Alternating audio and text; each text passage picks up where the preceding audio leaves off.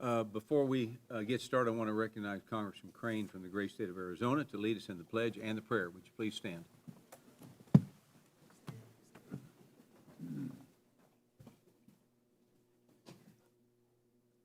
pray first. Lord, thank you for the opportunity to be here this morning. We ask that you will continue to bless this nation. We ask that you would continue to bless small businesses and our economy. We ask that you would bless this committee hearing today. In your son's name, amen.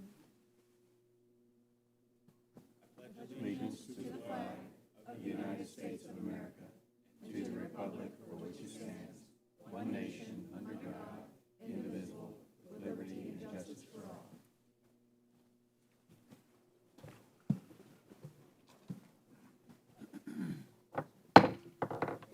So good morning, everyone. I now call the Committee on Small Business to order. Without objection, the chair is authorized to declare a recess of the committee at any time. And we're going to do things a little differently today because we are expecting votes to be called around 10:30. So we'll do our best to get through opening statements, introductions, and witness testimony before we recess to go vote.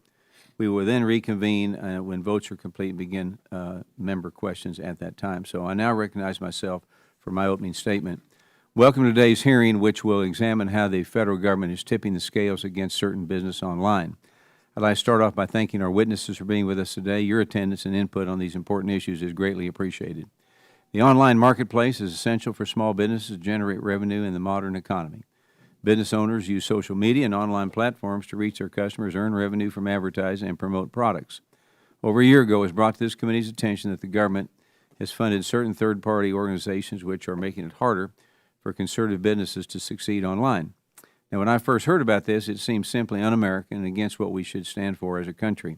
Our economy is based on competition, where anyone that has a superior product, price, or customer service is able to build successful business. However, during this committee's investigation, we found out that this is no longer the case. The committee uncovered a vast network of nonprofits, research groups, and other entities that receive government funding with the goal of stopping misinformation. As these groups attempt to define what is true, there are many voices and businesses whose reach is being reduced simply because they believe something that is against the mainstream narrative. An example of a viewpoint that would prevent the reach of a business or publisher online would be that the COVID-19 virus was man-made and came from a lab. Even though this is now a widely accepted theory about how global pandemic began, this view expressed just 2 years ago would have been censored online and limited the reach of your business. The issue has extremely consequential First Amendment implications, which are working their way through the judicial system, and this hearing will examine how the efforts have been trickling down to affect small businesses. The committee uncovered three main ways in which a small business ultimately can get affected by these censorship efforts. First, these misinformation organizations flag what content is acceptable to post on social media websites, thereby eliminating the reach to customers if they get in the crosshairs of these third parties. Now, secondly, there are government-led pressure campaigns to remove certain businesses from online marketplaces, preventing them from selling their products over the Internet. And finally, these organizations hinder businesses from earning an advertising revenue and other income streams by diminishing a business's reputation, in the case of media outlets, their circulation. To put this plain and simple, the government has been caught collaborating with private entities to censor narratives that they don't like. And yes, your taxpayer dollars are being used to do this. Main Street is constantly working as hard as possible to compete and thrive. The emergence of online marketplaces has provided millions of small businesses with new ways to make money and reach customers. However, we have found out that all businesses online are not given a fair chance to succeed in this new battleground. So if you do not agree with the company, the customer can choose not to do business with them. But when the government inserts itself into the process to tip the scales against certain businesses, it simply is unacceptable. So finally, I ask unanimous consent to enter into a record a statement from Rumble's CEO, Chris Pavlovsky, emphasizing the importance of free speech to not only this country, but the small business upon which our economy depends. So without objection, it's so ordered. I want to thank you all again for being here with us today, and I'm looking forward to today's important conversation. And with that, I yield to our distinguished ranking member from New York, Ms. Velazquez. Thank you, Mr. Chairman, and good morning, everyone, and thank you for being here. I must admit, when I heard the title of this hearing, I was terrified. The Censorship-Industrial Complex, that sounds frightening. The thought that thousands of universities, NGOs, and government agencies are partnering to silence any dissenting views is a horrifying proposition. Are they really trying to silence our cherished small businesses? Thankfully, the idea itself is fiction, cynically created by the right-wing outrage machine to drum up fear during election season. There is simply no evidence that anyone in the small business community is being censored by the government for legitimate political speech. Nor is there evidence that the accused universities and NGOs that make up the so-called censorship-industrial complex have actually censored anyone. A quick look into the facts of my colleagues' investigation reveals a baseless effort to stir up anger and fear as we approach election season. It's the oldest trick in the book and a cynical misuse of community resources. Let's take a look at the basic claims of their investigation. First, the major claim is that the US government funded the development of software that censors conservative media. However, the fact is that a nonprofit organization had already developed proprietary software that can detect patterns of misinformation online. The Global Engagement Center at the State Department gave an award of $100,000 for 3 months of work to expand that software to 6 more languages: Chinese, Japanese, Korean, Vietnamese, Russian, and Ukrainian, to be used in Asia and Eastern Europe. I suspect few of my colleagues will be against the State Department using its resources to detect Chinese or Russian propaganda overseas. However, that is exactly what they are attacking at a crucial moment in history for our national security.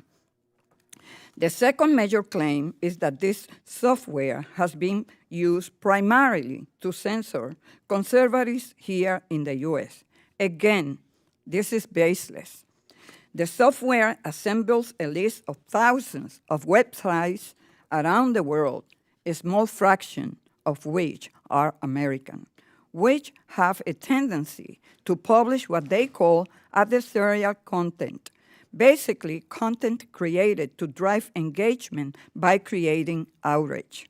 Advertisers realized a long time ago that social media algorithms boost this type of content because it helps keep users online, but they do not want to sponsor it. This software fills a niche that advertising agencies were asking for. It is not censorship, it is capitalism, something my colleagues usually, without a doubt, support. After all, if companies were forced to sponsor content they disagree with, that would be an egregious violation of the freedom of speech. Let's acknowledge what this investigation truly is: an attempt by the majority to weaponize the federal government against universities and nonprofit organizations they disagree with. They want you to believe conservatives across the country are being silenced by some Orwellian censorship regime. That is pure fiction. In reality, it is they who seek to silence this organization through threat of lawfare, investigation, and by encouraging harassment. It is censorship by proxy. Mr. Chairman, when it comes to the intersection of social media, free speech, and small businesses, there are plenty of legitimate points of debate. We could talk about Section 230, or the concentrated private power of just a few tech companies to dictate who sees what or whose voice gets heard. We could talk about the reliance of small businesses on these platforms and the power platforms have to charge high fees. We could even talk about how small firms are the innovators, influencers, creators, and engineers of these platforms. But, Mr. Chairman, the censorship-industrial complex is simply a distraction. My hope will be that you will use the gavel to bring attention to real issues facing small businesses. While we may disagree on tax or regulatory policy, or the best way to help small firms access capital, we can actually agree that those are real issues. I yield back. Thank you. Lady yields back, and I will now introduce our witnesses. Now, our first witness here with us today is Jenin Younes. Ms. Younes is litigation counsel for the new Civil Liberties Alliance, located here in Washington, D.C. At the new Civil Liberties Alliance, Ms. Younes has played a significant role in First Amendment challenges to the government's involvement in censorship and social media. Ms. Younes graduated from New York University School of Law, where she earned her Doctor of Law degree and from Cornell, which I think we have a colleague who also went to Cornell up here. Where? Where? Oh, two of you. That's scarier. Earned her degree of law from Cornell University, where she earned her Bachelor of Arts degree. So thank you for joining us today, and I'm looking forward to today's important conversation. Our next witness here with us today is Mr. Benjamin Weingarten. Mr. Weingarten is an investigative journalist and columnist for the Real Clear Investigators and RealClearPolitics. In addition to his role as Real Clear, Mr. Weingarten is a columnist and contributor at several print and media outlets, including The Federalist and Newsweek. Mr. Weingarten is also the founder and CEO of Change Up Media, a media consulting and production firm helping individuals and institutions create compelling content. Mr. Weingarten graduated from Columbia University, where he earned his Bachelor of Arts degree in economics and political science. I want to thank you, sir, for being here with us today, and look forward to our conversation. Our next witness here with us today is Ms. Carrie Sheffield. Ms. Sheffield is a senior policy analyst at the Independent Women's Forum, located here in Washington, D.C. As a former small business owner in the digital media industry, Ms. Sheffield knows the importance of advertising to reach new customers and grow your audience. Ms. Sheffield is familiar with the inequities conservatives face in this space. Ms. Sheffield is the author of the best-selling book, Motorhome Prophecies, A Journey of Healing and Forgiveness. And like many authors, Ms. Sheffield knows the importance of using platforms like Amazon to sell books and products. Ms. Sheffield earned her Bachelor of Arts in Communication from Brigham Young University, then went on to earn her Master of Policy from Harvard University. I want to thank you for joining us today. Also, looking forward to our conversation. And with that, I now recognize our ranking member from New York, Ms. Velazquez, to briefly introduce our last witness appearing before us today. Thank you, Mr. Chairman. Our final witness today is Dr. Mary Ann Franks. Dr. Franks is the Eugene L. and Barbara A. Bernard Professor in Intellectual Property, Technology, and Civil Rights Law at the George Washington University Law School. She is an internationally recognized expert on the intersection of civil rights, free speech, and technology. Dr. Franks is also the President and Legislative and Tech Policy Director of the Cyber Civil Rights Initiative, a nonprofit dedicated to combating online abuse and discrimination. She holds a Juris Doctor from Harvard Law School and a doctorate and master's degree from Oxford University, where she studied as a Rhodes Scholar. Thank you, Dr. Franks, for providing your testimony today. Thank you, and we appreciate, again, all of you being here today. So before recognizing the witnesses, I would like to remind them that their oral testimony is restricted to 5 minutes in length. That's important. And if you see the light turn red in front of you, it means your 5 minutes have concluded, and you should wrap up your testimony. If you keep going, you're going to hear this. That means stop, okay? So I now recognize Ms. Younes for her 5-minute opening remarks. Chairman Williams, Ranking Member Velazquez, and members of the committee, thank you for having me here today. Over the past several years, investigative journalists, lawyers, and individual Americans have uncovered a vast federal censorship enterprise that targets American speech on social media. In the words of a White House staffer named Rob Flaherty, this enterprise stems from the highest levels of the White House and involves the efforts of at least a dozen federal agencies, if not more. Politicians and media have attempted to portray these efforts as laudable attempts to fight misinformation, disinformation, and malinformation on social media. Of course, what constitutes misinformation, disinformation, and malinformation are determinants made by the censors. Government actors have used threats, coercion, pressure, and influence on private social media companies to effectuate censorship of disfavored views, including scientists such as Jayanta Bhattacharya and Martin Kulldorff, and journalists like Alex Berenson. That conduct is the subject of a case that was just decided in the Supreme Court about 10 minutes ago, so I haven't had a chance to read the decision, Murthy versus Missouri. In other cases, the government has outsourced private censorship programs to censorship programs to private industry in attempts to circumvent First Amendment strictures. The State Department, through its Global Engagement Center, has funded the development, marketing, and promotion of hundreds of tools and technologies designed to combat misinformation and disinformation online. They act with the purpose of depriving our clients, Daily Wire and Federalist, and other disfavored media outlets of revenue and visibility, thereby diminishing their reach on social media and elsewhere. Our clients were severely impacted, along with hundreds of other small, independent, and conservative-leaning news outlets and journalists. Why is this a problem? First, Congress created GEC within the State Department to counter foreign propaganda and disinformation efforts. Congress also included a funding limitation.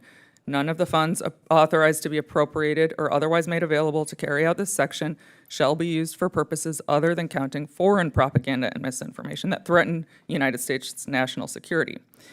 Yet GEC is intricately involved in the development of technologies that are intended to and do result in the suppression of American speech. This use of funds to stifle domestic speech constitutes an unlawful misappropriation of funds.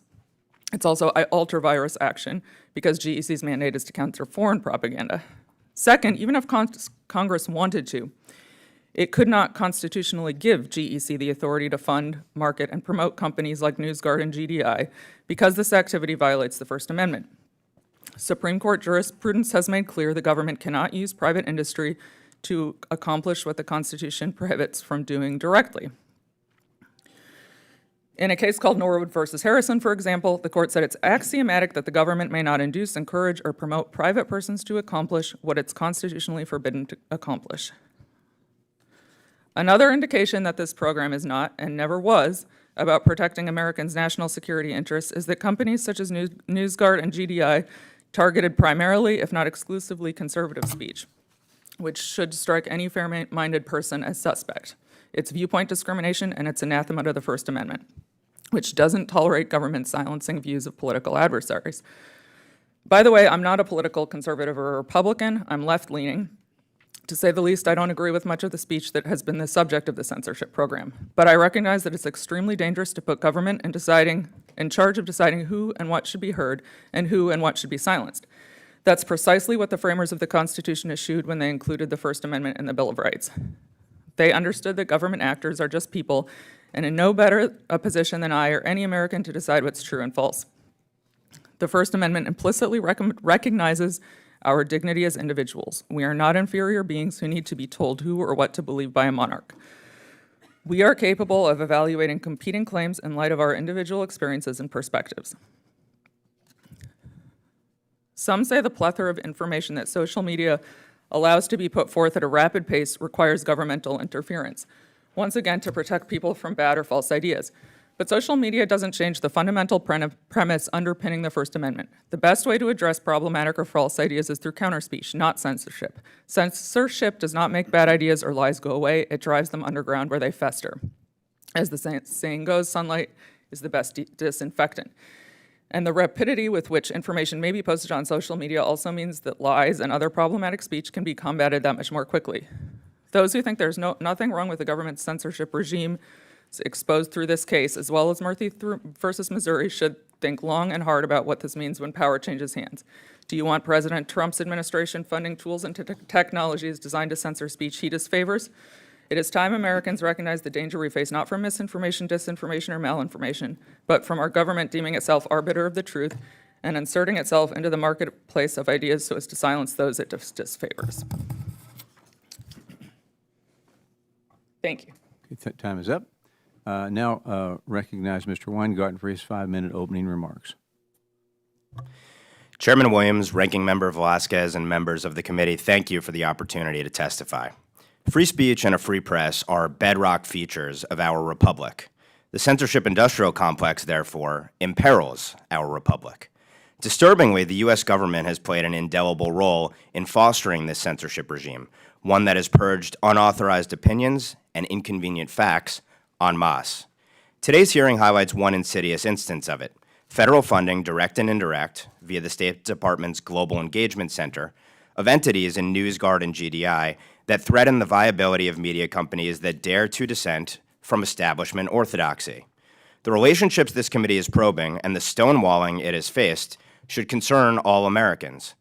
GEC's stated mission is to counter foreign propaganda and disinformation efforts. NewsGuard says it aims to systematically defund sources of harmful misinformation, foreign and domestic. It does so by rating and reviewing thousands of outlets for reliability and creating what it calls exclusion lists, blacklists, for brands to provide ad agencies and ad tech partners for use in determining where not to place ads. GDI likewise says it seeks to reduce information by removing the financial incentive it says lurks behind it, ad revenue. It too arms ad tech companies with a dynamic exclusion list, reportedly containing 2,000 risky publications, including American ones. Perversely then, a foreign-facing agency has supported entities that exist to put disfavored domestic outlets out of business. Those NewsGuard and GDI have targeted suggest they've been smeared and stigmatized for taking positions on matters from COVID-19 to the war in Ukraine, contrary to those of the political establishment, consequently incurring financial and reputational damage. NewsGuard's alleged viewpoint discrimination can be seen in the significantly higher scores on average that it has lavished on left-leaning sources over right-leaning ones. And in the Kafkaesque correspondences dissident sources left and right have had with its raters when challenging seemingly unmerited scores. GDI's blacklist isn't public, but its 2022 report on disinformation risk among U.S. sources betrays a similar bias. There, it lists among its 10 least risky publications 9 liberal to progressive corporate media outlets and the Wall Street Journal. Its 10 riskiest publications include 9 conservative or libertarian outlets and RealClearPolitics. Many maligned by NewsGuard and GDI report plummeting ad revenues, which GDI's executives have gloated about. Some say they've lost traffic. Our experience at RealClearPolitics and RealClearInvestigations may be more troubling. RCP's bread and butter is curating compelling analysis from sources left and right, corporate and independent, on key issues of the day so readers can weigh both sides. We scored a 62 on NewsGuard's 100-point scale based on the subjective assessments of NewsGuard's journalists who analyze a sample of other journalists' work to render judgment on whole outlets. Amazingly, NewsGuard dings us in part for our quote-unquote undisclosed conservative bent. The implication is that it either dismisses the feature of viewpoint diversity that we promote, or worse, sees viewpoint diversity as a bug. RCP, mind you, ranks below NPR, The Washington Post, and Politico, all of which garner perfect NewsGuard scores despite their biases and bungles. These scores influence not only advertisers, but up to 500 million readers through NewsGuard's partnerships. They appear next to sites and search results on browsers equipped with NewsGuard's extension. A low rating is a digital scarlet letter. RealClearInvestigations curates deep dives from sundry sources and publishes our own from journalists with diverse perspectives, some antithetical to my own. NewsGuard has branded us biased as well, albeit while giving us an 80. The rater would seem to see bias in our pursuit of stories and angles competitors miss or ignore. It took RCI to task for unmasking the whistleblower behind the first impeachment of President Trump. In the face of political pressure, our silent peers folded under. As for GDI, beyond landing on its risky list, RCP may be on its secret blacklist too. Now, RealClear has thrived despite these entities, but the Censorship-Industrial Complex has made a highly competitive business harder and placed us at a competitive disadvantage. Our ad revenue has declined materially, forcing us to devote substantially more time and resources to fundraising. We've seen a meaningful drop in certain search rankings, and we've taken a reputational hit. Even if the risk raters were unobjectionable, the fundamental issue would remain. Through funding and supporting such entities, government has abridged our freedom of speech and of the press by proxy. Taxpayer dollars should not back those who would silence Americans by destroying our media businesses. Thank you. Yields back. I now recognize Ms. Sheffield for her 5-minute opening remarks. Mr. Chairman, Mr. Ranking Member, thank you for inviting me today. My name is Carrie Sheffield, and I am a Senior Policy Analyst at the Center for Economic Opportunity at Independent Women's Forum. We are a nonprofit organization committed to increasing the number of women who value free markets and personal liberty. Prior to my current role, I founded Bold TV, a small business which I ran from 2015 until selling its assets in 2019 to an educational nonprofit. Bold TV is a digital media news network featuring newsmakers across politics, business, and lifestyle. At Bold TV, we utilized tools from Facebook Live, Instagram, Twitter, Amazon Fire, Apple News, YouTube, and other tech and content distribution partners to grow our audience. Just prior to my departure, our viewership was approximately 30 to 70,000 views on each Bold TV program, with approximately 10.16 million organic impressions for the first 6 months of 2019. In addition to social media monetization tools, Bold TV also maintained a website using a private marketplace ad exchange network for revenue. I am also an author with my first book, Motorhome Prophecies, published in March by Hachette Book Group. My publisher uses ad exchanges to sell books. Ad exchanges are the lifeblood of small businesses, both for selling and promoting their content to external audiences. A recent survey from the Connected Commerce Council of more than 2,400 businesses found that among small and mid-sized businesses, SMBs, 40% of SMB publishers say that digital ads drive over half of their overall revenue. The survey also found 71% of SMB publishers, including 72% of Black and 65% of Hispanic-led SMB publishers, say they could not have launched and sustained their business without digital advertising revenue. 79% of SMB publishers say digital ads help them compete with much larger competitors. My media experience leads me to believe government censors and interferes with small businesses. This impacts businesses' abilities to use digital ads and sell products in online marketplaces such as Amazon, Etsy, or eBay. For example, under the leadership of Chairwoman Lena Khan, President Biden's Federal Trade Commission seeks to punish authors like myself by harming our ability to sell books on Amazon at lower prices to customers. The government can also interfere with advertising revenue by supporting companies that attack the credibility of businesses. This can occur through government reliance on organizations such as the Global Disinformation Index, GDI, a media rating website. GDI appears to be a tool for the U.S. government to circumvent our First Amendment rights and censor American small businesses. Evidence suggests the U.S. State Department gave taxpayer funds to GDI, which then downrated conservative media organizations, including the Daily Wire and the Federalist. In response, the Federalist and the Daily Wire jointly filed a lawsuit in December. The complaint alleges the Biden administration used U.S. funds to tap GDI, which has relationships with social media giants and deep-pocketed advertisers. Federal election data shows State Department employees for many years have favored Democrats over Republicans with their political contributions. For example, during the 2016 cycle, State Department employees gave Democrats almost 8 times the amount of money they gave Republicans. This disproportionate financial support could indicate motivation for the alleged viewpoint discrimination against conservative media. At Independent Women's Forum and our sister 501c4 organization, Independent Women's Voice, we rely heavily on digital tools to reach our audiences. Last year, we witnessed suppression over political differences from tech platform Eventbrite. Eventbrite banned our page, Let Women Speak, organized by our IWN Austin chapter. Eventbrite claimed we violated community guidelines for perpetuating hate speech. Eventbrite believes in silencing women's voices in the high-stakes national conversation on protecting female safety in sports, prisons, and battered women's shelters. While IWN has no evidence the government pressured Eventbrite to remove our event, it's worth noting 2 important facts. First, IWF is vocally and visibly opposed to the Biden administration's illegal rewrite of Title IX protections for women prohibiting sex-based discrimination.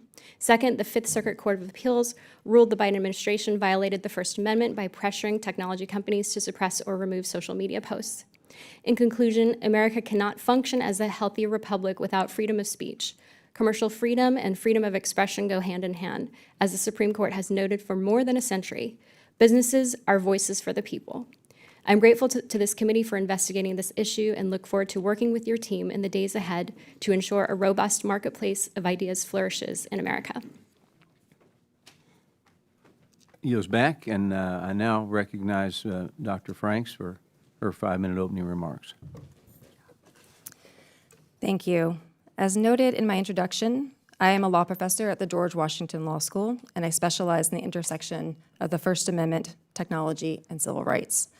I'm also the president of the Cyber Civil Rights Initiative, which is the leading U.S. nonprofit organization focused on combating image-based sexual abuse.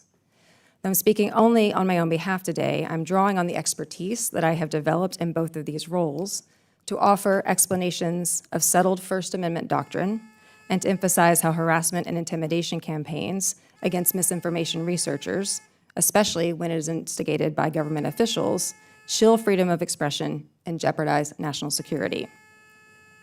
The First Amendment, broadly speaking, protects speech from government suppression. It does not protect speech from criticism or competition. It does not guarantee any speaker a platform or a profit. The same First Amendment that protects one person's right to speak also protects the right of another person to reject, to discredit, or ignore that speech. The fact that critical speech may lead to negative consequences for those who are criticized, such as a decline in popularity or in revenue, merely indicates that the speech is effective, not that it is censorship. Competition is not censorship. Counterspeech is not censorship. Research is not censorship. Providing information to businesses about other businesses is not censorship. Efforts to convince consumers, advertisers, and the public that certain content is false, is fraudulent, harmful, extremist, harassing, or exploitative is not censorship. None of this changes just because the government may have provided funding for the speech in question. While, as the Supreme Court has held, government officials cannot attempt to coerce private parties in order to punish or suppress views that the government disfavors, the government is allowed to speak on its own behalf and to take sides in controversial matters. The government is allowed, for example, to promote military enlistment and war bonds during wartime without also having to promote messages that discourage those efforts. The government is allowed to fund certain messages or perspectives and not others. In the 1991 case of Russ v. Sullivan, Chief Justice Rehnquist, writing for the majority, said that the First Amendment allows the government to selectively fund a program to encourage certain activities it believes to be in the public interest, without at the same time funding an alternative program which seeks to deal with the problem in another way. The individuals, organizations, and research institutions that are fighting to maintain the integrity of our elections, our public health systems, our information ecosystem, are speakers, not censors. Their speech is more urgently needed now than ever as we face unprecedented threats to our democracy from both outside and inside the United States. If there were any doubt as to the significance of this speech, it has been dispelled by the increasingly desperate and aggressive attempts to silence it.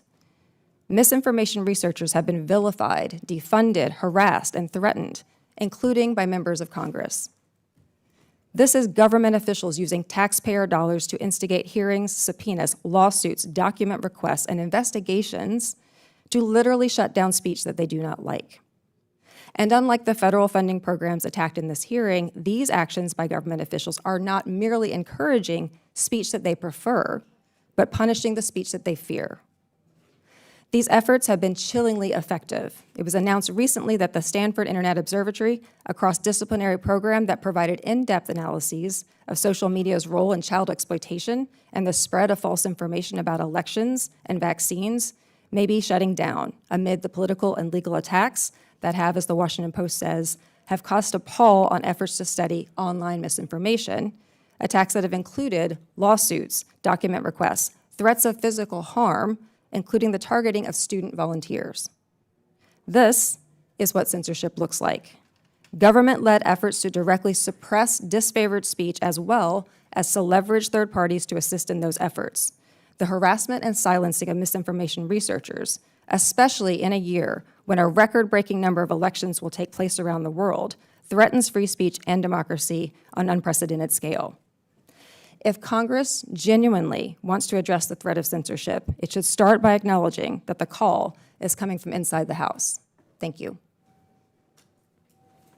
Lady yields back, and as I mentioned at the beginning of the committee, they've called for votes, so we will take a brief recess until 11:15. We'll reconvene and begin the questions. So, thank you.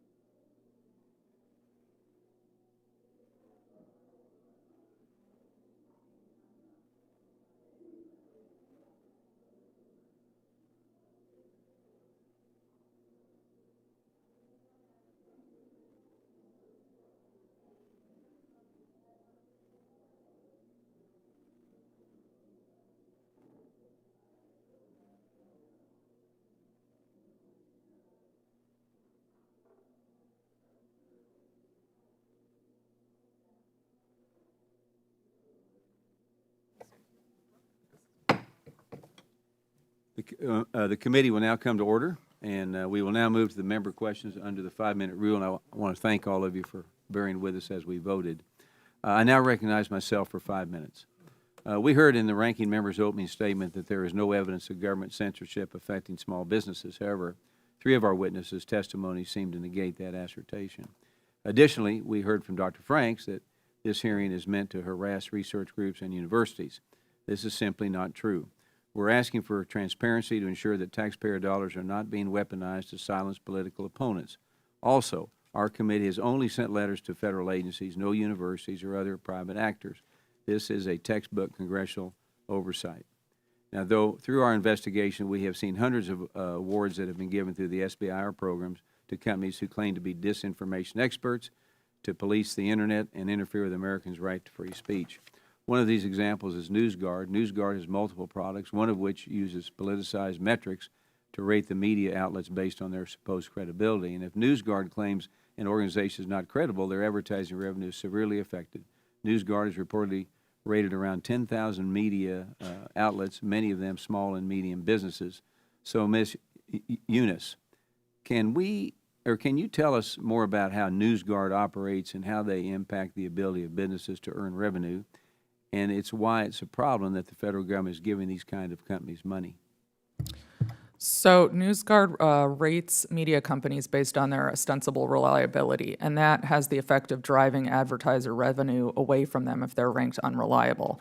Now, I believe that GDI is even worse than NewsGuard, and their secret blacklist was actually revealed sometime before we started this litigation and was part of the reason we actually did.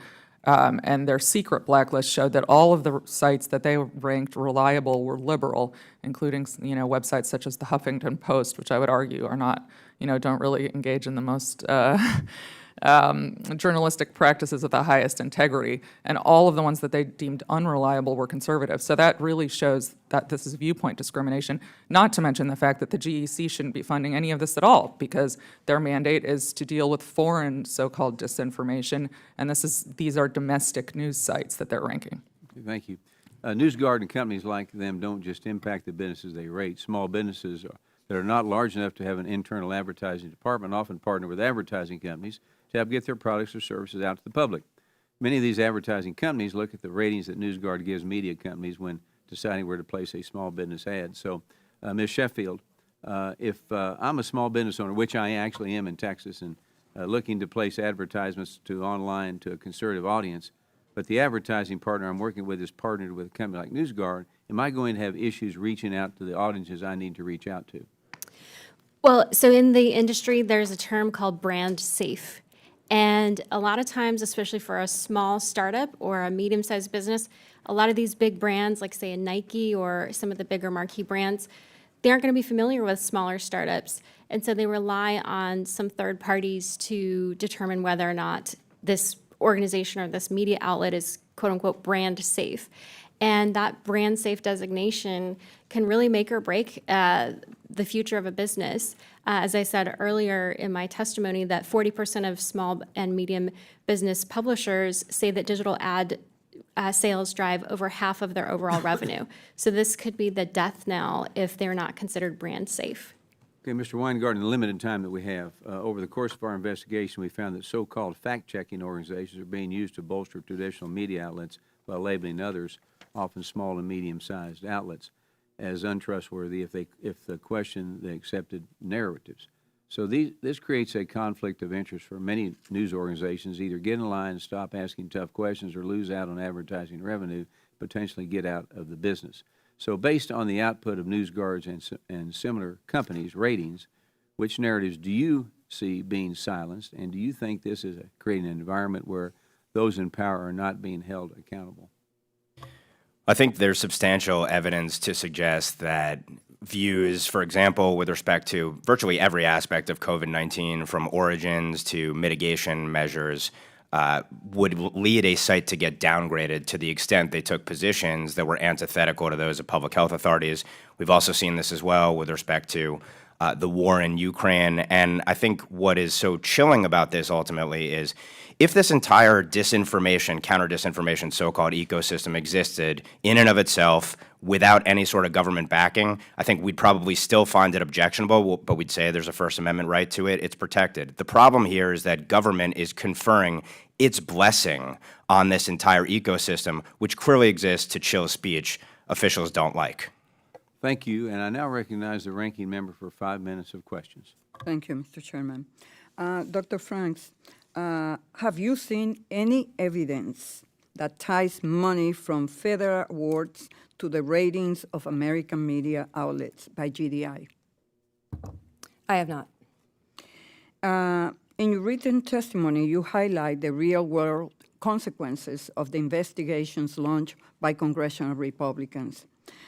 That, by the way, are basically partisans. For instance, according to your subpoena, you asked for any awards related to the National Democratic Institute and the role combating misinformation overseas, yet your subpoena avoids asking for any records related to the International Republican Institute, which does similar work overseas and has also gotten awards from GEC. So let's be serious about this issue. Dr. Franks, can you discuss how this investigation, the legal expenses they create and harassment they invite can have a chilling effect on the legitimate political speech of individuals? Yes, particularly through the use of things like very burdensome subpoenas, as you've mentioned, invasive record requests for massive amounts of private communications, work product, including of student volunteers in some cases, demands for closed-door interrogations of researchers, very expensive lawsuits that take not only money but time away from researchers and their important work. Those who are involved in these investigations have at times lied about researchers' work, have vilified them in the press. They've made false accusations about them on social media, which has led to extensive harassment and threats by online mobs who have published their private information in some cases, have expressed threats by individuals against their family members, and made many of these researchers fear for their safety. And in response, many of those individuals have closed down their social media accounts entirely. They've canceled speaking engagements. They've withdrawn from their work. They've withdrawn from civic participation. And this is, in fact, what it looks like to see government coercion and actual silencing. Thank you. Mechanisms that protect our national security are being threatened, while organizations that combat misinformation by our adversaries are shutting down. Can you broadly discuss the threat of information warfare from our adversaries, specifically during this upcoming election season? Broadly speaking, information warfare really thrives on social tensions. It thrives on misinformation. It thrives on a polluted information ecosystem. And so when we are concerned about foreign interference with our elections and other processes, we have to be concerned about the integrity of that information environment. And so the attempts to shut down research into misinformation makes us more vulnerable to those kinds of attacks. And these kinds of threats are only escalating with the advancement of AI. We've already seen evidence that AI is being used by foreign sources to make their campaigns of disinformation and misinformation and sowing political division even more effective. And social media algorithms tend to promote content that is sensational or divisive because those posts tend to drive more engagement. If advertisers choose to withdraw their ads from these posts because they do not want to be associated with their message, is that censorship? It is not censorship, and it is, in fact, quite the opposite. It is the First Amendment-protected right to choose to dissociate from speech with which you disagree. Is there any evidence social media algorithms favor one political viewpoint over another? To the extent that there is evidence of partisan special treatment, it actually runs in the opposite direction. There have been multiple studies conducted by social media platforms and others that have indicated that, in fact, it is conservative speech, right-wing speech that receives preferential treatment, and that even at times Meta, for instance, in its Facebook service, decided to change its algorithm so that it could boost right-wing content over left-wing content. In my colleagues' quest to be the ultimate victim, they often come close to recognizing a real problem: the power of a handful of social media platforms to control what is essentially the entire information flow in the country. What material steps could we take to enrich competition in social media and create more transparency among them? If we are really concerned about that conglomeration, that consolidation of power in these few companies, one of the first things we would need to do is to reform Section 230C1, which is providing just a absolutely unconscionable amount of immunity to social media platforms for engaging in harmful facilitation of content. We could also encourage the Federal Trade Commission to do more oversight and regulation of unfair and deceptive practices, and we could also provide funding for local media, for other news sources, for other kinds of interactions that people could engage in for civic participation in public discourse. Thank you. I yield back. Lady yields back. I now recognize Representative Meuser from the great state of Pennsylvania for 5 minutes. Thank you, Mr. Chairman, and thank you to our witnesses as well. You know, interesting and disturbing at the same time. All right, and we appreciate the honesty of how there are those on this panel that feel that government has the right to choose what information should be permitted to be published on social media. Now, certainly, I think we agree in a private sector, in the confines of your own home, or just personally, you can choose not to read a particular newspaper or choose not to provide information to your children, and the private sector within a business. But the government, the United States government, has the right to pull information on that it disagrees with? Am I hearing this right? Ms. Frank, we're going to get to that. Are we actually hearing that right? So let me ask you this. Thank you again for your honesty. So let me, Ms. Sheffield, the advertisers being pushed from free speech platforms, can you discuss how these censorship efforts are affecting, the implications for your small businesses? Yes, as we've heard from my colleague and also from litigation from other outlets, and in my personal experience, whether it's investors or advertisers, there is certainly a perception that if you lean a certain way, that if you have populist impulses, that somehow you're not considered brand safe. So like Title IX, you mentioned something about Title IX. So if I believe in Title IX and boys shouldn't be playing girls' sports, I could be censored. Absolutely, and in our case, we were censored by the tech platform Eventbrite, which removed our event, which allowed women to speak about sexual assault and their concerns with being forced to be placed in. Thank you. And Ms. Frank, you think that's wrong? You asked the question of whether or not you had it right, if you're hearing this correctly, and I would say no, you're not. If what you're I'm asking specifically, is Ms. Sheffield wrong in what she just said? I'm not entirely clear what point was being made there. Okay, then we'll move on. But you did ask if whether or not you were hearing this correctly, and I do just want to say that no, what I was suggesting was not, in fact, my feeling about the law. This is, in fact, a statement You were of the pretty law, clear. I'm going to reclaim my time. that the First Amendment Mr. Weingarten? actually does allow the government to express its own viewpoints, but it does not, of course, allow it to silence or to censor. You cited those. Rehnquist. Exactly. Okay, Rehnquist's decision, and the draft was taking place. Okay, Rehnquist's decision would not have suppressed or censored anyone online or putting up a billboard that said, I'm against the draft. You're suggesting that would be appropriate by the government, and that is dead wrong. I'm suggesting that words mean something, and the They word do mean silencing something. and censoring means No, something. and there's These and websites have not disappeared. Counter-speech. They That's have what we've not had, been and that's what the fined. schools They have not had. been imprisoned. They And have that is not what been is censored. appropriate, counter-speech, diversity in ideas and discussion. Exactly what the GDI is providing, yes. Is that what the GDI is providing, Mr. Weingarten? The government has the bully pulpit and a whole slew of other tools to express its viewpoint, funding entities that exist to bankrupt media companies that propagate dissenting viewpoints, expressly to me, is un-American, unconstitutional, and frankly just wrong on its face. They labeled you all in pretty nasty terms, labeled Real Clear, it's one of the most risky and untrustworthy media outlets which impact your operations and revenues. Want to talk about that a minute?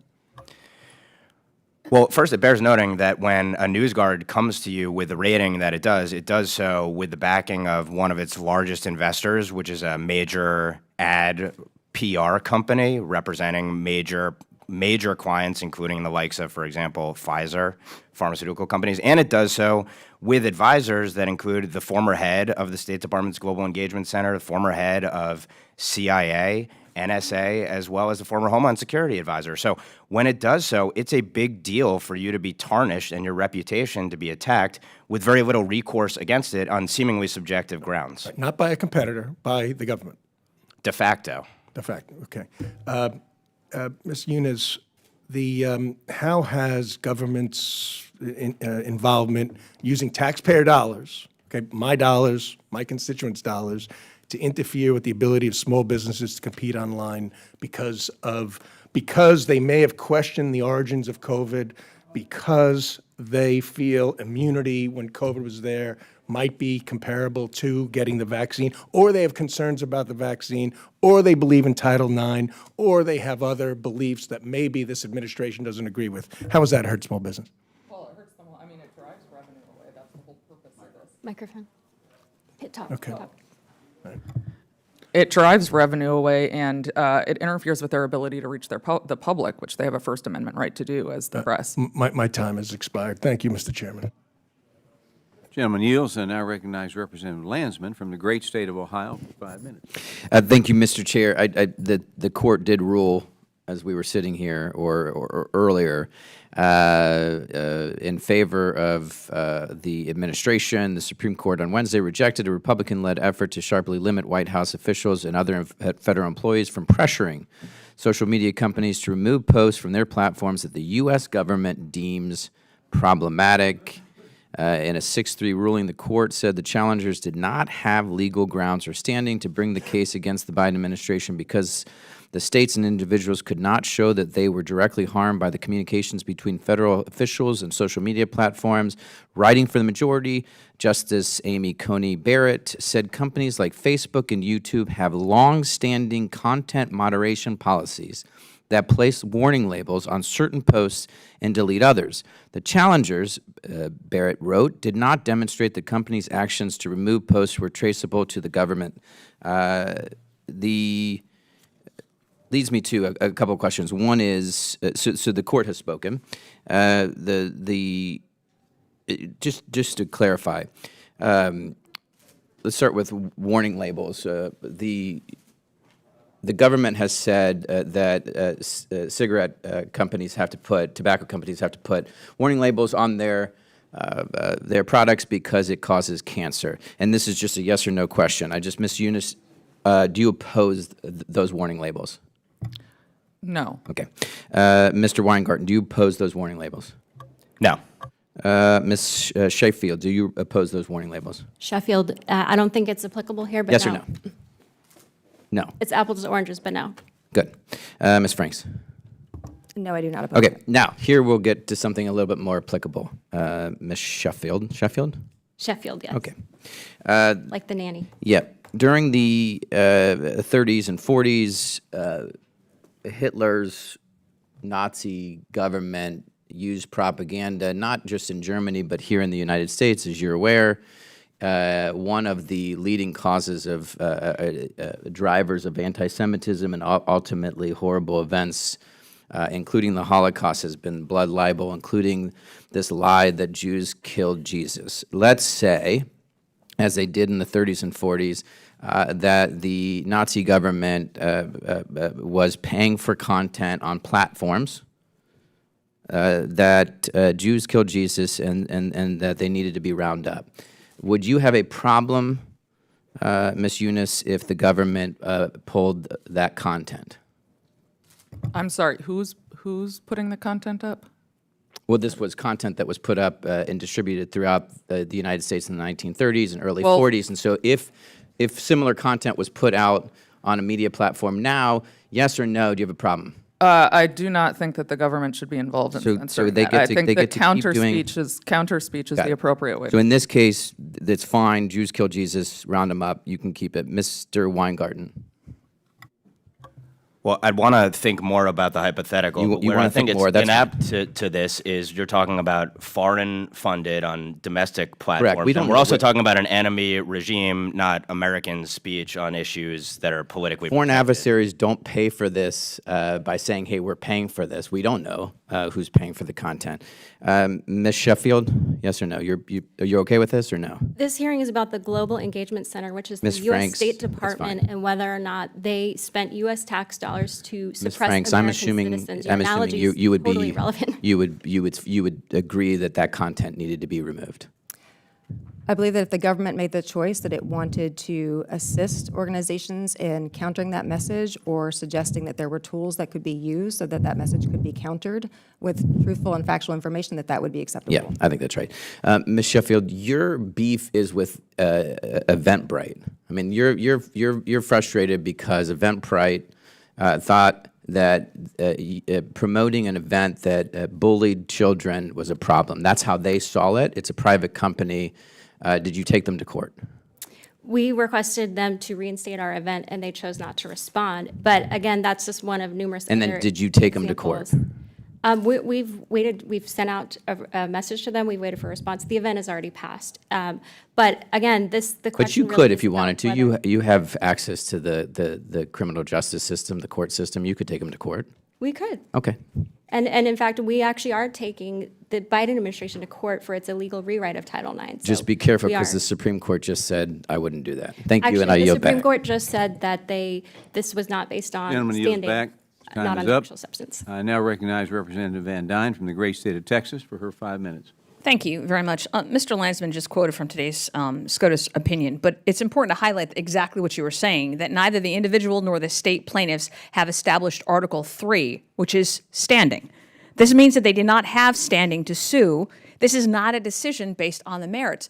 Ms. Younes, you are a constitutional. Can you give us some clarity on this? Sure. Actually, I'm one of the lawyers on the case, so I know it well. This was also limited to the preliminary injunction. They said because a preliminary injunction is about forward-looking relief, and the plaintiffs hadn't established a likelihood that they would be harmed in the future because some of these programs appeared to be ending. So this is not about the merits. The court actually specifically said it was not expressing a view as to the merits. The case will continue in the district court, and I suppose that's essentially the issue. Is this is limited to the preliminary injunction? They are not saying that the government didn't do anything wrong. Thank you for clarifying that. I wanted to make sure that that was clarified and not just cut off. The State Department's so-called Global Engagement Center, which is exactly what we're here to talk about today, has spent millions of taxpayer dollars to silence American small businesses who do not share their liberal political beliefs. The CEO of the Global Disinformation Index even admitted that this list has, quote, significant impact on the advertising revenue, unquote, on the company, showing that they are knowingly attempting to destroy livelihoods of those with which they disagree. Meanwhile, the Global Disinformation Index scores NPR as one of the least risky outlets, citing its, quote, neutral, fact-based content. Contradicting GEI's rating, an NPR staffer who worked there for 25 years wrote about his experiences at NPR and highlighted the level of bias that GDI failed to recognize. This article said that when stories NPR labeled as disinformation turned out to be credible, such as the legitimacy of the Hunter Biden laptop and the COVID-19 lab leak theory, that NPR, quote, pretended it never happened and performed no self-reflection. Mr. Chairman, I ask for unanimous consent to enter the full article into the record. The Biden administration has pledged to be the most transparent administration in history, but instead we found that they've been stonewalling our requests time and time again because they know exactly what they're doing and they're using improper use of taxpayer funds, if not completely unethical and illegal. We will continue to expose this administration's extremist agenda and their lawless acts as we work to provide accountability for American small businesses. I was stunned, Ms. Franks, that you had to say that, oh, they haven't been imprisoned. Is that now the bar that we're setting? So we're fine bankrupting these businesses. We're fine blacklisting them. We're fine shutting them down and silencing their voice, but at least they're not being imprisoned yet. Mr. Weingarten, do you think Sorry, was that a question for me? No, it's not a question. I'm just flabbergasted at your statement. Well, Mr. that may be because Weingarten, you do may you have think the misunderstood my Global statement. Disinformation Index is a fair assessment? I don't, but even if it was, the government shouldn't be funding it. So given that opinions are often difficult to separate from fact and that facts evolve over time, would it even be possible to assess the accuracy of a media outlet in a truly objective fashion? It's an inherently subjective exercise. As outlets put out news and views that are varying, and to have some sort of ministry of truth or ministries of truth out there with the government's blessing is incredibly chilling. So why is it an issue that the federal government is funding supposed fact-checking organizations? Because effectively, this amounts to abridging of speech by proxy. Even if you couldn't draw a straight line from a government official saying, take down XYZ speech, the government is effectively giving its blessing through its funding to these entities which exist to put out of business some entities, and also, by the way, effectively provide a subsidy to the protected, whitelisted publications as well. So it's a dual-edged sword. It's picking winners and losers de facto with government funding. But it's picking winners and losers based on what? Well, it seems clear when you look at the breakdowns of how the scores come out based upon ideology. Viewpoint diversity is antithetical, it seems, to these entities. So Ms. Frank said that typically what happens is it benefits conservative news outlets. Has that been your experience? Is that what you've seen? We've seen ratings to suggest, NewsGuard's ratings reviewed large samples of both right-leaning and left-leaning publications, and it comes out that the left-leaning publications rank substantially higher, 25-plus points higher on NewsGuard's 100-point scale than right-leaning publications. Can you give any examples of right-wing publications that they have disparaged? They cast, I guess, RealClearPolitics and RealClearInvestigations as having an undisclosed conservative bias, but of course this includes the Federalist, I think probably, the Daily Wire, Town Hall, I believe, a slew of other so-called right-leaning entities as well. Excellent. Thank you, and I yield. Lady yields back, and now I recognize Representative Crane from the great state of Arizona for 5 minutes. Thank you, Mr. Chairman. Appreciate the hearing today. I want to start with you, Ms. Franks. I believe you said the government has the right to participate in expressing its viewpoint. Is that what you said?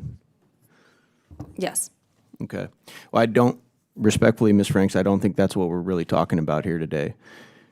We're not talking about the government expressing its viewpoints. What we're really talking about is when the government pays and uses taxpayer dollars to fund these entities that we're talking about here today that actually discredit some of these news sites and drives away their advertisers.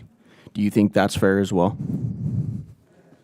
What is fair is for the government to be able to fund projects and organizations that do certain things with those funds that may include competing in the marketplace of ideas, and they may be winning in the marketplace of ideas, but the government is not making those choices, and when certain news outlets lose in the marketplace of ideas, they may want to blame the government for that, but maybe they're just losers. So, okay, Ms. Franks, do you think... It's actually Dr. Franks. What's that? It's actually Dr. Franks. Okay, Dr. Franks, sorry.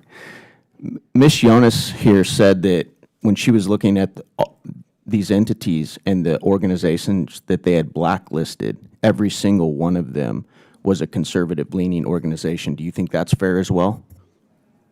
Is that okay? Dr. Franks? Use a different name, so I wasn't sure you were talking to me. Yeah, I'm still talking to you. I'm still looking at you. I'm still talking to you. Would you repeat the question for me? Yeah, you seem to have a problem paying attention to the questions being asked of you today. I'll repeat it for you again. Do you think that it's okay that these entities that are blacklisting companies, all of the companies on the list that are blacklisted are conservative outlets? Do I think that it is okay for a company, for a nonprofit organization to develop tools that offer rankings, in other words, offer speech of criticism, critical speech about certain businesses? Yes, I think that's okay because that is protected First Amendment activity. So you think it's okay for the federal government to be using our tax dollars to basically, through a proxy, blacklist one side of the aisle? You think that's okay? I do not, because that is not what is happening. Really? How so? Yes. Then why are all the companies on the list, the blacklist, conservative groups? I think that's something that conservatives would need to answer. No, I think that's something you need to answer. I'm not Because a we're talking about representative of any of these censorship companies. here, and there's only Yes. one group of people being censored. No one is being censored. Miss according Younes to what here, is being Miss described Younes here today. admitted that she's not even a Republican. She leans left, yet she's telling us that all of the companies on the blacklist are conservative groups. How do you square that, doctor? I don't have to square that because, as I said, the focus I know, because here- you don't have to make any sense, do you? May I answer the question? Yeah, go ahead. Right. The First Amendment has certain principles and certain rules. People may not like them. People may disagree with them. People may not like the fact that someone out there may say conservatives are all bad or liberals are all bad. The correct response to not liking that is to engage in your own speech, as is often happening here. It is not to say, oh, this is censorship, we're being silenced. It's simply to say, we disagree with what's being said here. Try to compete, and if you are good enough, maybe you'll win. Ms. Younes, what do you have to say about what Dr. Franks just said? Microphone. I want to be clear that this wasn't just about NewsGuard and GDI. The government was funding hundreds, at least 300 tools and technologies that were designed to censor speech. Some of them weren't even pretending to censor foreign disinformation, quote unquote disinformation. Of course, that's a subjective term. So they were hosting COVID disinformation challenges where they were giving grants to companies who showed that they were the best at censoring COVID disinformation. COVID is not really a national security or foreign topic, even if it has some tinges of that. So this was about the government using its authority. The government can't use its authority, can't use its power, and can't use its money in order to censor views it doesn't like. It's the government, yes, it has a right to censor. To express its own views, but not to use those views to censor. That's where it stops. And the court expressly said that in Vulo recently, actually.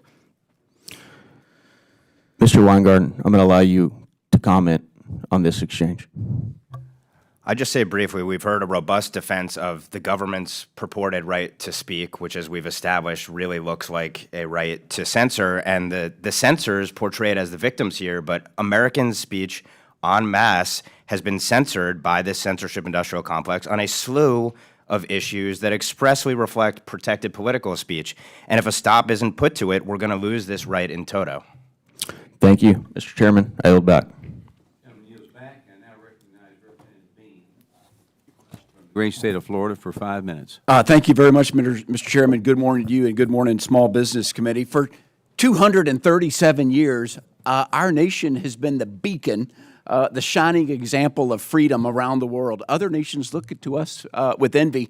The cornerstone of that freedom is our First Amendment, freedom of the press, freedom of speech. What's one of the many things that separates America for the rest of the world.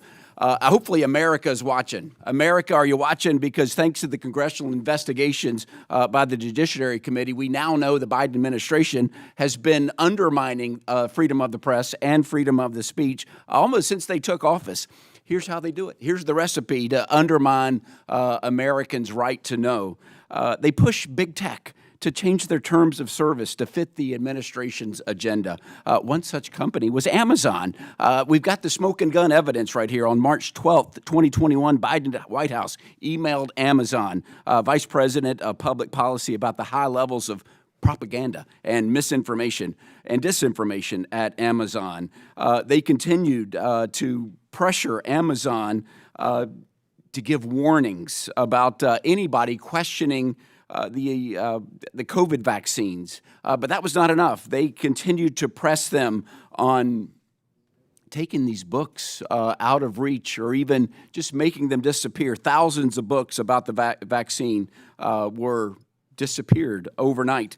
Still not enough. They continued to press, and we've got the memos. They continued to press Amazon to put something called do not promote designation under the table at Amazon, and then another 43 books that questioned the vaccine just disappeared. If you're going to sell anything, America looks to Amazon as it's the largest bookstore in our nation, and it has a drastic effect on getting the word out. So I'll start with Ms. Sheffield. How important is it that an author to have access to sell books on Amazon? Is that a big deal? It's huge. It is the largest bookseller, and as I mentioned in my opening remarks, the FTC under Lena Khan, the Biden administration, has sought to basically suppress authors from being allowed to offer their books at the lowest price. And it's an Orwellian attempt to destroy what's known as the Consumer Welfare Standard. And the Consumer Welfare Standard has been the bedrock of competition in this country for decades.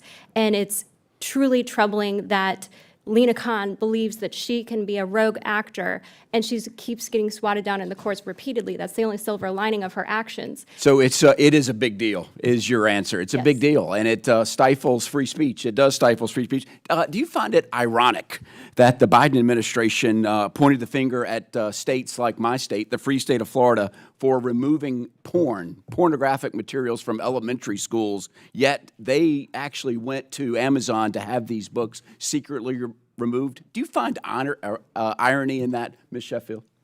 Oh, I absolutely. I mean, but it's also not surprising from this administration that we see over and over the overreach of government to suppress speech. And it's interesting. This congressman brought up when.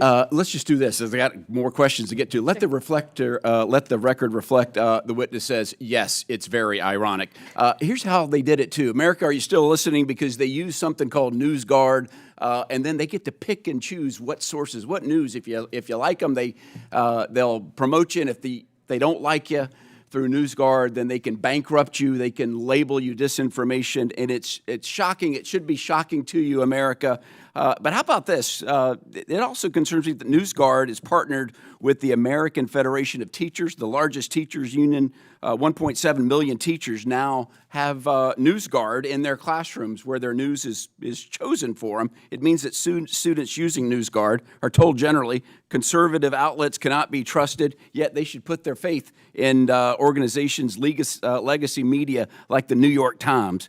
We know about the New York Times doesn't have, there's a bias. We all know that there's a bias. Our students are indoctrinated not to trust outlets based on NewsGuard's partisan ratings.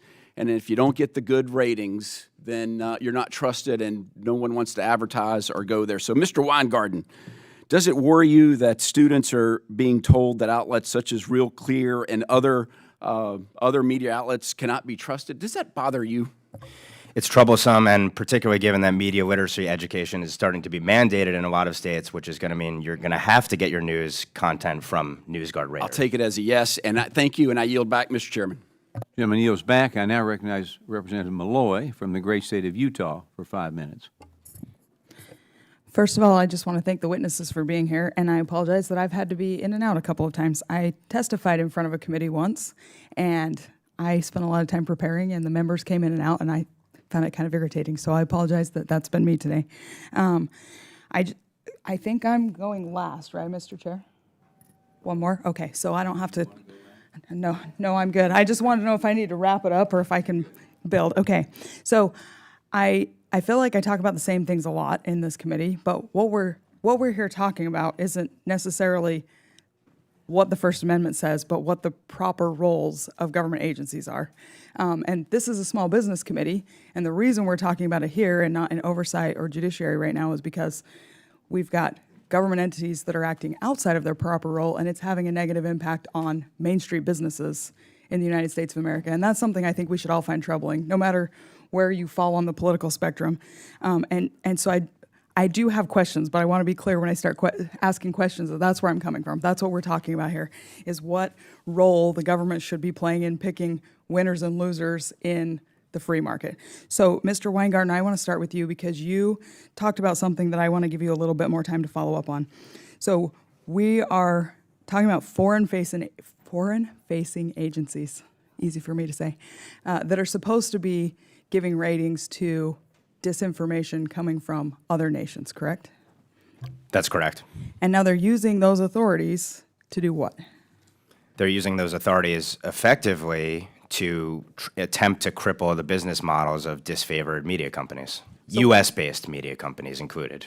So we're not really talking about government speech and what is and isn't allowed. We're talking about these specific agencies have authorities, and they're acting outside of those authorities. Am I understanding that correctly? That's how I see it, and not to speak, but to suppress others' speech. Yeah, and it's not just about saying what somebody can or can't say, but they give a rating, and based on that rating, somebody may or may not be able to get sponsors. That's correct. So as a politician, I know how hard it is to get your message out in front of people. And as a member of Congress, I kind of have a naturally built-in platform. In fact, I'm using it right now. But for a Main Street business, if they get a negative rating because of their conservative views, that can have a real impact on their ability to get their product in front of customers. Not necessarily a government program or government policy, but we're talking about Main Street businesses struggling to get their products in front of people because they hold a view that's unpopular with a government agency. Am I off base here? No, that's correct. Okay. So I'm most of the way through my time. I just want to, before I'm done, give each of you three a chance. Is there anything you wanted to say today that no one's asked you the right question to get you to say? The First Amendment says that the government shall not abridge the freedom of speech. Abridge. So the government should not be using its power to censor ideas, whether it's through coercion, collusion, any of those means. I think that's the most important principle that I want to put forth. I agree. That's also how they taught it in my law school.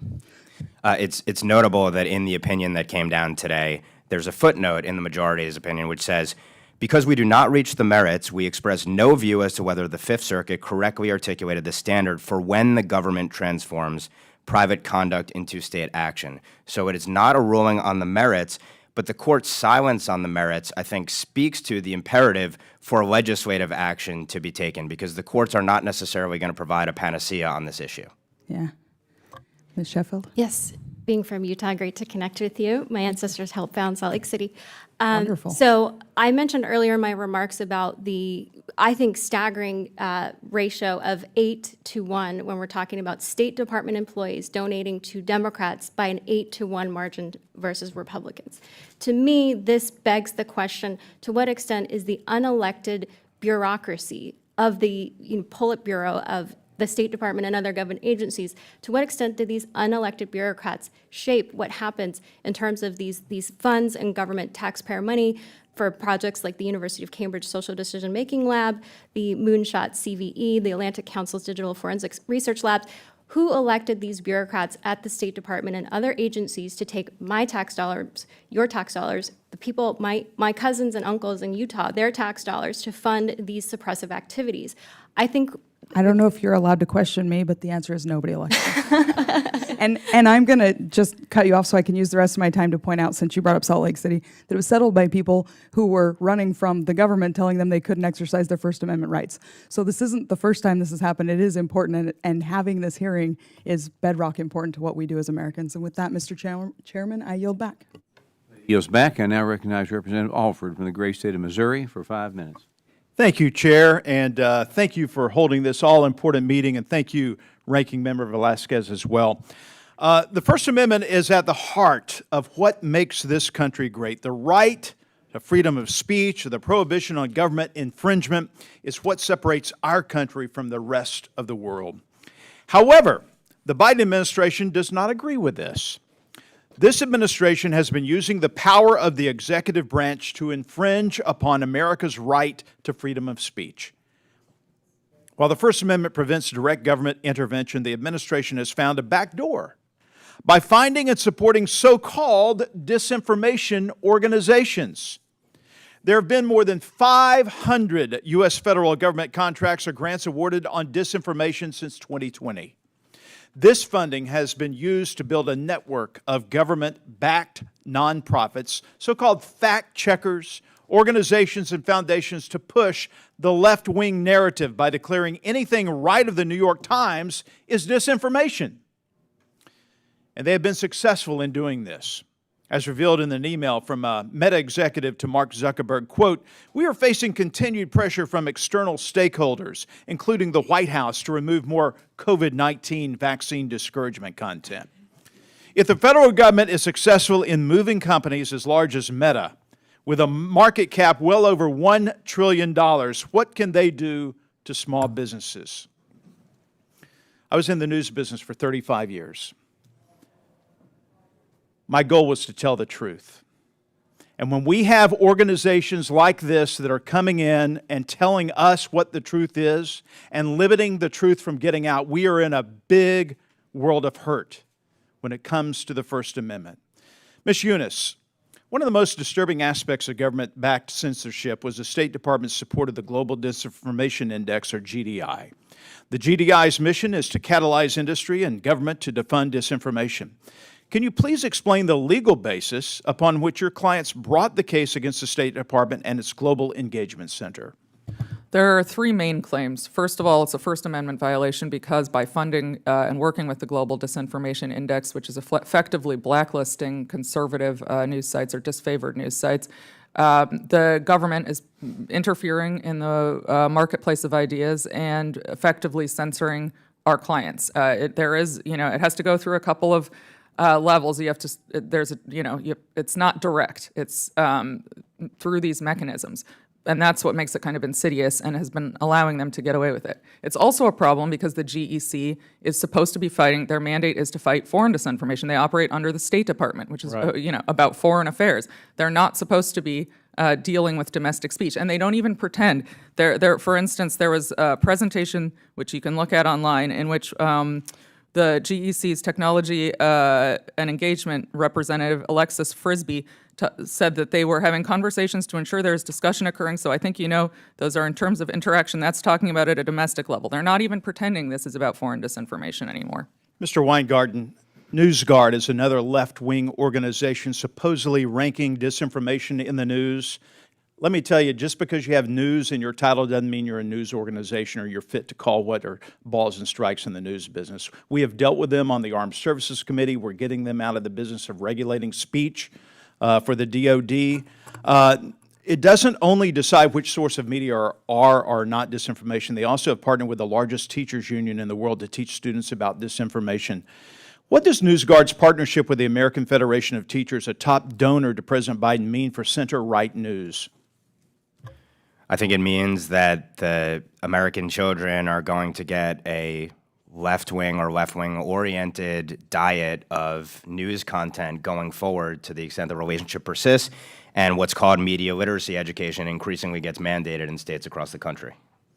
How much of a danger are organizations like NewsGuard to the foundations and principles of America? I think they pose an existential threat. It would be illiberal for them to exist even if they weren't government funding, but the government funding makes it particularly chilling and disturbing.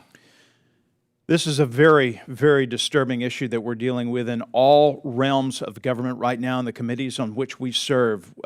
This is of utmost importance because if you can not get information that is unfiltered and the truth to people, we are going to be brainwashed into a liberal, woke, broke ideal of what America truly is. Thank you, and I yield back.